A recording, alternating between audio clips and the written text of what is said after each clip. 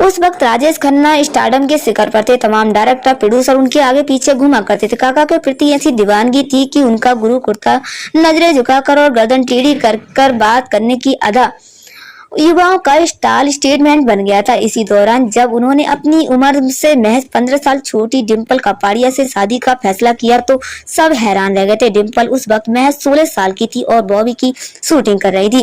राजेश खन्ना और डिम्पल कपाड़िया की शादी माया नगरी से लेकर 7 समुद्र पार तक चर्चा का विषय बनी थी। दोनों की शादी की शुरुआती कुछ साल अच्छे भी थे, लेकिन धीरे धीरे रिश्ते में कड़वाहट आने लगी।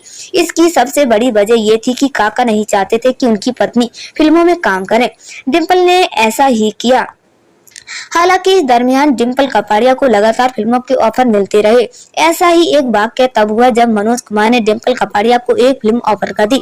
राजेश खन्ना की जीवनी में वरिष्ठ पत्रकार और लेखक यासिर उस्मान ने फिल्म पत्रकार भारती एस प्रधान के हवाले से इस किस्से का जिक्र किया है। तब राजेश खन्ना ने भारती को बताया था कि एक दिन मैं शेव कर रहा था, देखा कि डिम्पी राजेश खन्ना डिम्पल को इसी नाम से बुलाते थे, मेरे पीछे पीछे आ रही है। वो मुझसे कुछ कहना चाहती थी, मैं समझ गया, लेकिन वो झिझक रही थी। फिर अचानक कह दिया कि मनोज कुमार ने मुझे फिल्म ऑफर की है। राजेश खन्ना इस बात से बेहद नाराज हुए और एक दिन आधी रात नशे में धुत मनोज कुमार के बंगले पर पहुंच गए। काका अपनी गाड़ी में बैठे बैठे ही मनोज का नाम लेकर जोर जोर से चीखने लगे और कहने लगे कि वह मनोज उनकी शादी तोड़ने की कोशिश कर रहे हैं। बाद में मनोज कुमार ने अपना मन बदल लिया और डिम्पल को अपनी फिल्म में नहीं लिया।